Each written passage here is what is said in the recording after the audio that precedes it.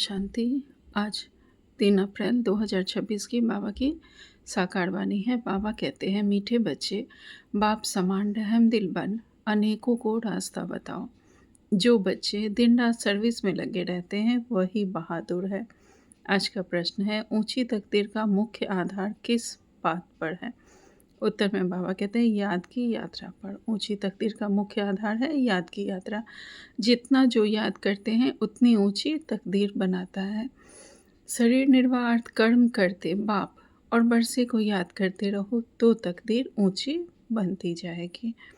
आज का गीत है, तकदीर जगा कर आई। ओम शांति। बच्चे जब पैदा होते हैं तो अपने साथ कर्मों अनुसार तकदीर ले आते हैं। कोई साहूकार पास, कोई गरीब पास जन्म लेते हैं। बाप भी समझते हैं कि वारिस आया है। जैसे जैसे दान पुण्य किया उसी अनुसार जन्म मिलता है। अब तुम मीठे मीठे सिखिलते बच्चों को कल्प बाद फिर से बाप ने आकर समझाया है। बच्चे भी जानते हैं कि हम अपनी तकदीर ले आए हैं, स्वर्ग की बादशाही की तकदीर ले आए हैं। जिन्होंने अच्छी तरह जाना है और बाप को याद कर रहे हैं, याद के साथ तकदीर का कनेक्शन है। जन्म लिया तो बाप की याद भी होनी चाहिए। जितना याद करेंगे उतनी तकदीर ऊंची रहेगी। कितनी सहज बात है, सेकंड में जीवन मुक्ति मिल जाती है। तुम आए हो सुखधाम की तकदीर प्राप्त करने। अभी हर एक पुरुषार्थ कर रहे हैं, हर एक अपने को देख रहे हैं कि हम कैसे पुरुषार्थ कर रहे हैं। जैसे मम्मा पापा और सर्विसेबल बच्चे पुरुषार्थ करते हैं, उनको फॉलो करना चाहिए। सबको बाप का परिचय देना चाहिए।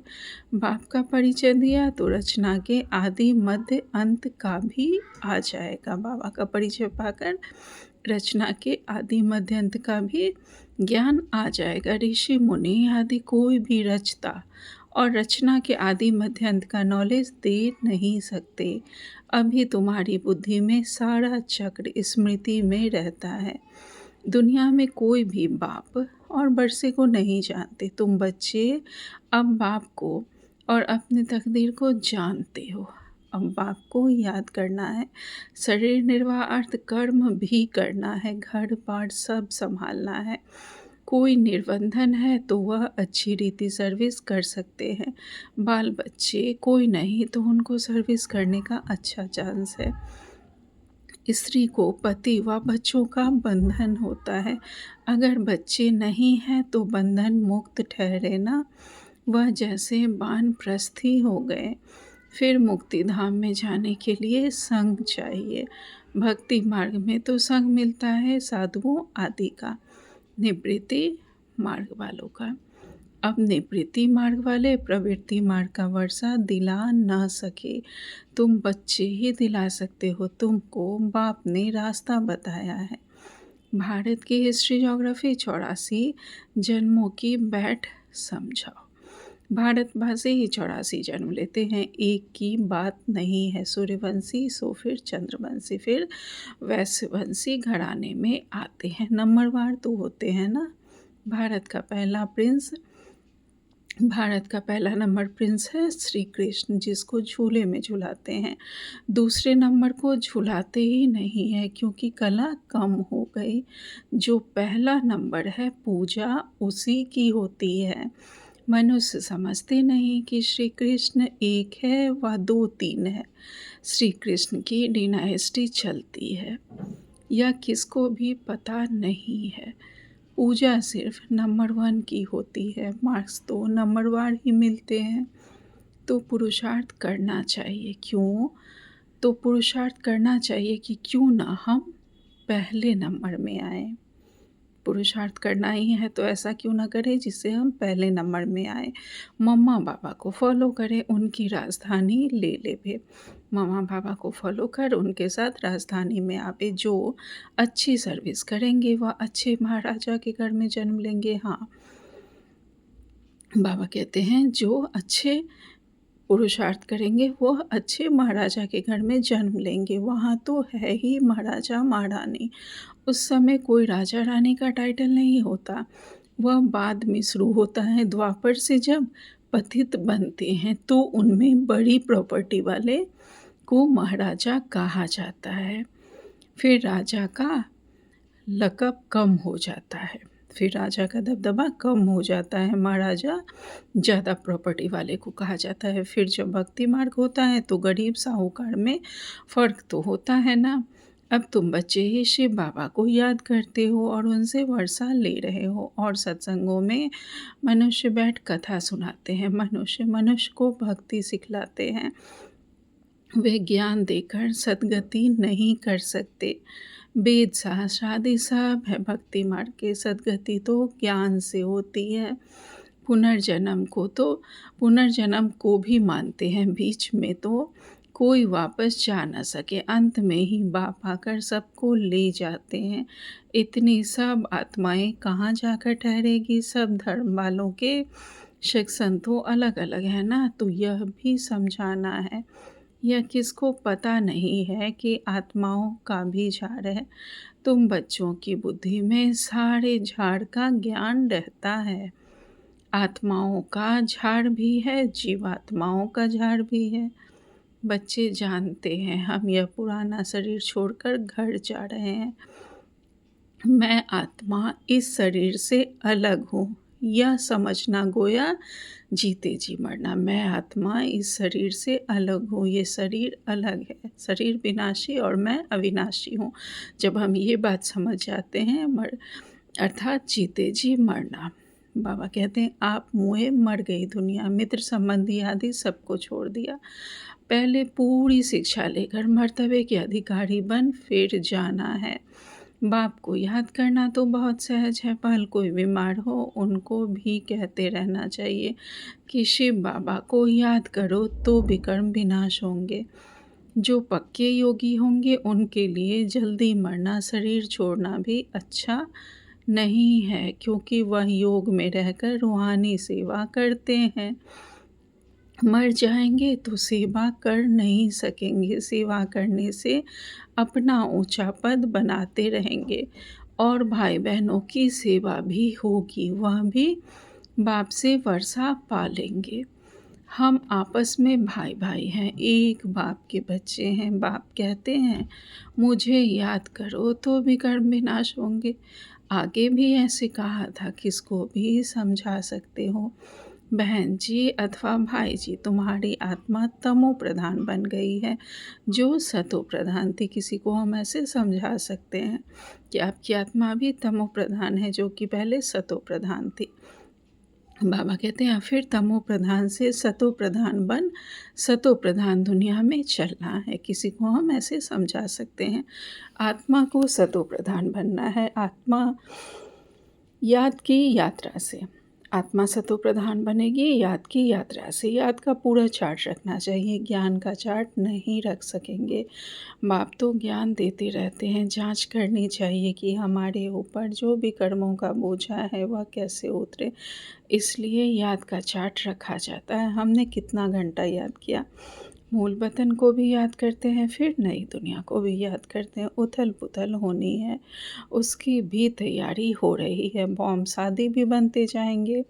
एक तरफ कहते कि हम ऐसे ऐसे मौत के लिए सामान बना रहे हैं, दूसरी तरफ कहते मौत का सामान नहीं बनाओ। समुद्र के नीचे भी मारने का सामान रखा है, ऊपर आकर बॉम्ब छोड़ फिर समुद्र में चले जाएंगे। ऐसी ऐसी चीज़ें बनाते रहते हैं। अब यह अपने ही विनाश के लिए कर रहे हैं। मौत सामने खड़ा है, इतने बड़े बड़े महल बना रहे हैं, तुम जानते हो यह सब मिट्टी में मिल जाएंगे। किन की दबी रही धूल में।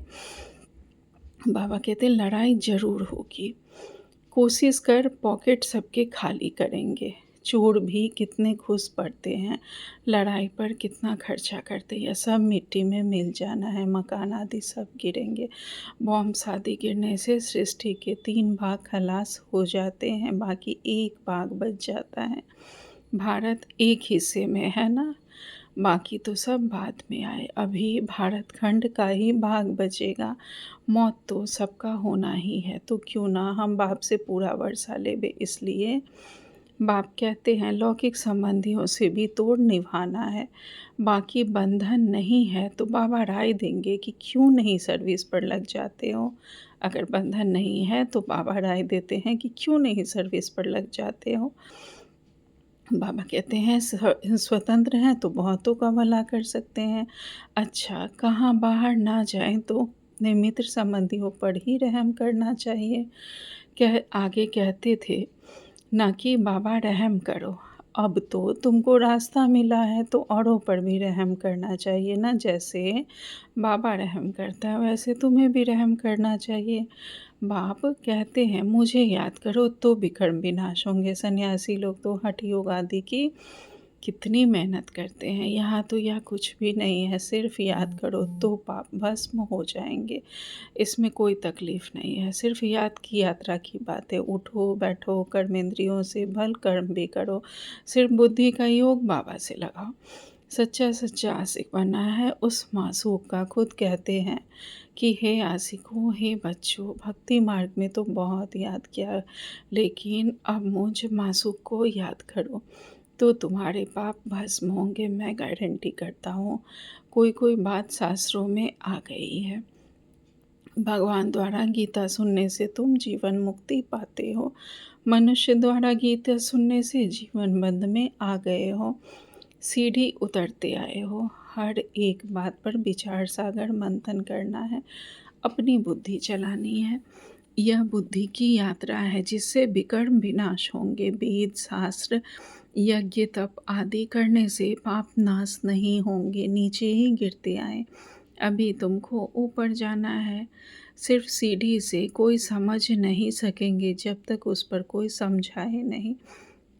जैसे छोटे बच्चे को चित्र दिखाकर सिखाना पड़ता है। यह हाथी है, जब हाथी देखेंगे तो चित्र भी याद आएगा।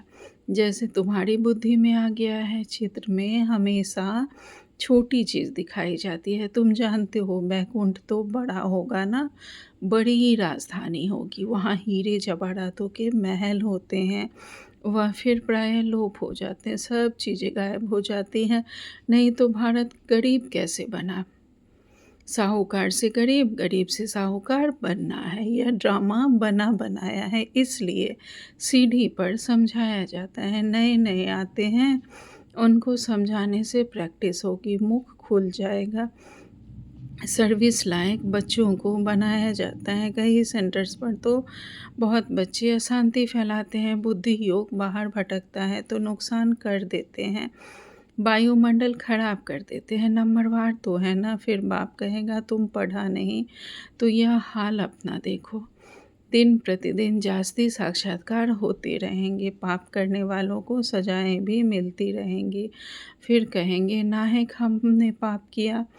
बाप को सुनाकर प्रायश्चित करने से कुछ कम हो सकता है, नहीं तो वृद्धि होती रहेगी। ऐसा होता रहता है, खुद भी महसूस करेंगे। परंतु फिर कहते क्या करें, हमारी यह आदत मिटती ही नहीं है, इससे तो घर में जाकर रहें। कोई तो अच्छी सर्विस करते हैं, कोई डिस सर्विस करते हैं, जो सेंटर पे आकर अशांति फैलाते हैं। तो बाबा कहते हैं अगर यह आदत मिटती नहीं तो घर में रहो। कोई तो अच्छी सर्विस करते, कोई डिस सर्विस करते हैं। हमारी सेना में कौन कौन बहादुर है, यह बाप बैठ नाम बताते हैं। बाकी लड़ाई आदि की यहाँ बात नहीं है, यह है बेहद की बातें। अच्छे बच्चे होंगे तो बाप जरूर महिमा भी करेंगे। बच्चों को बहुत रहम दिल कल्याणकारी बनना है, अंधों की लाठी बनना है, सबको रास्ता बताना है कि बाप को याद करो तो विकर्म विनाश होंगे। पापात्मा और पुण्य आत्मा कहते हैं ना, ऐसे थोड़े ही कि अंदर परमात्मा है व आत्मा कोई परमात्मा बन जाती है, यह सब रॉन्ग है। परमात्मा पर थोड़े ही पाप लगता है, उसका तो ड्रामा में पार्ट है सर्विस करने का। मनुष्य ही पापात्मा पुण्य आत्मा बनते हैं। जो सतो प्रधान थे वही तमो प्रधान बने हैं, उनके तन में बाप बैठ सतो प्रधान बनाते हैं, तो उनकी मत पर चलना पड़े ना।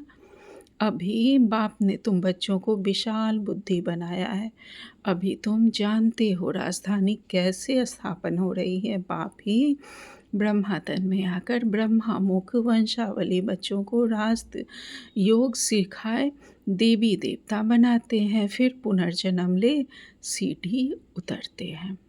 हम बाबा के बच्चे जो अभी देवी देवता बनने राजयोग सीखकर फिर पुनर्जन्म लेकर सीढ़ी उतरते हैं, अब फिर सब रिपीट करना है। फिर ब्रह्मा द्वारा स्थापना करा रहे हैं, योग बल से तुम 5 विकारों पर जीत पाकर जगत जीत बनते हो, बाकी लड़ाई आदि की कोई बात नहीं। अच्छा, मीठे मीठे से गिले बच्चों प्रति माता पिता बाप दादा का याद प्यार और गुड मॉर्निंग। रूहानी बाप की रूहानी बच्चों को नमस्ते। हम सब रूहानी बच्चों की रूहानी माता पिता बाप दादा को याद प्यार गुड मॉर्निंग और नमस्ते नमस्ते नमस्ते। शुक्रिया बाबा, आपका पद्मा पदम शुक्रिया। आज धारणा के लिए मुख्य सार में बाबा ने पहली पॉइंट कही है, बंधन मुक्त बन, बाप की सर्विस में लग जाना है, तभी ऊंची तकदीर बनेगी। रहम दिल बन, अनेकों को रास्ता बताना है, अंधों की लाठी बनना है। दूसरी पॉइंट में बाबा ने कहा है, इस शरीर से ममत्व निकाल, जीते जी मरना है, क्योंकि अब वापस घर जाना है। बीमारी में भी एक बाप की याद रहे तो विकर्म विनाश हो जाएंगे।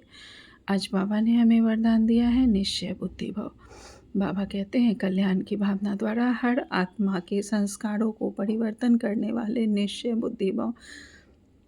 विस्तार में बाबा कहते हैं, जैसे बाप में 100% निश्चय बुद्धि हो, कोई कितना भी डगमग करने की कोशिश करे लेकिन हो नहीं सकते। ऐसे दैवी परिवार व संसारी आत्माओं द्वारा भल कोई कैसा भी पेपर ले, क्रोधी बन सामना करे व कोई इंसल्ट कर दे, गाली दे, उसमें भी डगमग हो नहीं सकते। इसमें सिर्फ हर आत्मा प्रति कल्याण की भावना हो, यह भावना उनके संस्कारों को परिवर्तन कर देगी। इसमें सिर्फ अधीर्य नहीं होना है, समय प्रमाण फल अवश्य निकलेगा। यह ड्रामा में नोंद है। स्लोगन में बाबा ने कहा है, पवित्रता की शक्ति से अपने संकल्पों को शुद्ध ज्ञान स्वरूप बनाकर कमजोरियों को समाप्त करो। आज का व्यक्ति सारे इस महीने की थीम है, महान बनने के लिए मधुरता और नम्रता के गुण धारण करो। विस्तार में बाबा कहते हैं, वाचा में सदा सत्यता और मधुरता हो तो वाणी की मार्क्स जमा होती रहेगी। मधुरता का गुण जीवन में है तो हर बोल मोती समान होंगे। ऐसे लगेगा जैसे बोल नहीं रहे हैं, मोतियों की वर्षा हो रही है। वे ऐसा बोलेंगे जो सुनने वाले सोचेंगे कि ऐसा बोल हम भी बोले। किसी किसी को सुन के बहुत अट्रैक्शन होता है कि ये बोलते रहें और हम सुनते रहें। जैसे हमारे सचिन भाई जी हैं, उषा दीदी, इन लोगों का क्लास लगता है कि सुनते रहें हम लोग। तो बाबा कहते हैं, वे ऐसा बोल बोलेंगे जो सुनने वाले सोचेंगे कि ऐसा बोल हम भी बोले। सबको सुनकर सीखने की, फॉलो करने की भी प्रेरणा मिलेगी। ऐसे मधुर बोल का वाइब्रेशन सर्व को स्वतः ही खींचता है। अच्छा, ओम शांति। शुक्रिया बाबा।